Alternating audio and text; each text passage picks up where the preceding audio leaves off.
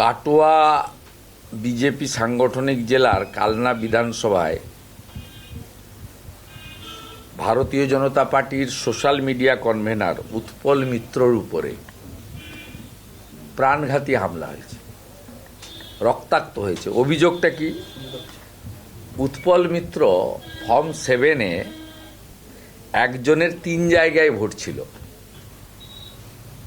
এইটা 7 নম্বর ফর্মে অভিযোগ করার পরে তৃণমূলের স্থানীয় গুন্ডা নেতা অমিত শাহর নেতৃত্বে বিজেপির সোশ্যাল মিডিয়া কনভেনার উৎপল মিত্রর উপরে হামলা হয়েছে।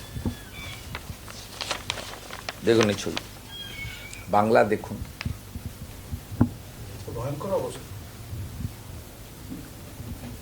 ফর্ম 7 একটা লোকের 3 জায়গায় নাম আছে, সেই অভিযোগও কেউ করতে পারবে না। তার নাম তো কেউ কাটতে বলছে না, বলছে একটা লোকের নাম এক জায়গায় থাকবে। অবজেকশন দিয়েছে সেই অপরাধে গতকাল করেছে। ছবি দেখুন। কথায় কথায় রেল লাইনে নেমে হামলা। গতকাল আমি অভিযোগ করেছি এবং রেলওয়ে কর্তৃপক্ষ তারা রেলের যে আইন আছে সেই আইনে তারা মামলা করেছেন।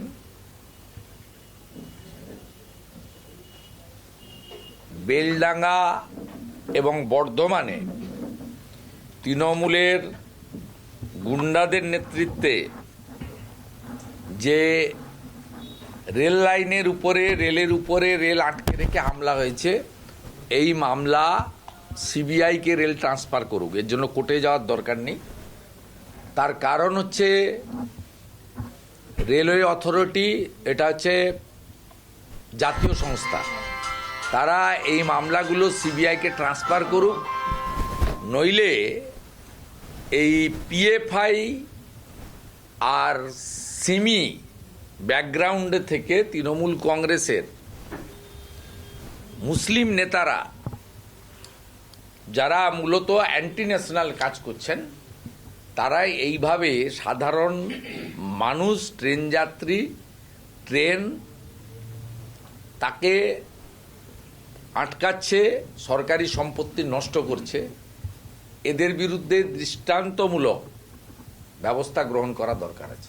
উনি সবসময় এসব কথাবার্তা বলেন, ওনার কথার বেশি উত্তর দেওয়ার কোনো কন্ট্রিবিউশন নেই।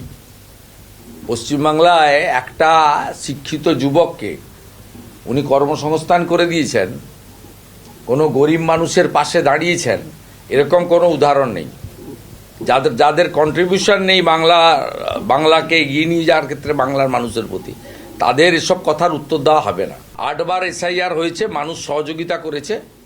এবারেও হ্যাঁ, কিছু মানুষকে তাদের নামের ভুলের জন্য ডাকা হচ্ছে, এর জন্য দায়ী পশ্চিমবঙ্গ সরকার। ইলেকশন কমিশনের কোনো লোক নেই, 90,000 বিএলও দিয়েছে পশ্চিমবঙ্গ সরকার। Mamata Banerjee 1000 data entry operator দেয়নি, তাই নামের ভুল হয়েছে, এর জন্য দায়ী পশ্চিমবঙ্গ সরকার। আর ইলেকশন কমিশন নাম ভুল রেখে তো করবে না, ওই জন্য 85 বছর ঊর্ধ্বদের বলেছে আসতে না। সাধারণ মানুষের যেটুকু ভোগান্তি হচ্ছে, এর জন্য দায়ী পশ্চিমবঙ্গ সরকার, তৃণমূল কংগ্রেসের প্রশাসন এবং মুখ্যমন্ত্রীর বাধাদান। এই কারণেই হয়েছে, অন্য কোনো কারণ নেই।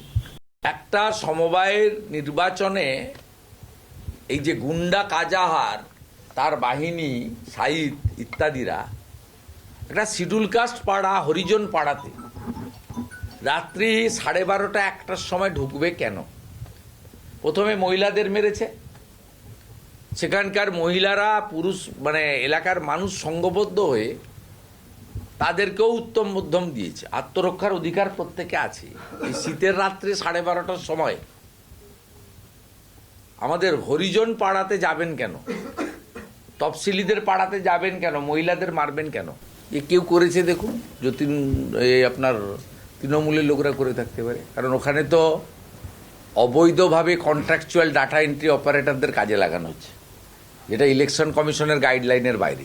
কলকাতা হাইকোর্টের ডিভিশন বেঞ্চ এনআইএ যদি দিত ধুলিয়ান শামশেরগঞ্জে, এখনও যে দেবে না তা নয়, মামলা পেন্ডিং আছে, চলছে, তাহলে মনিরুলের ভাই অ্যারেস্ট হতো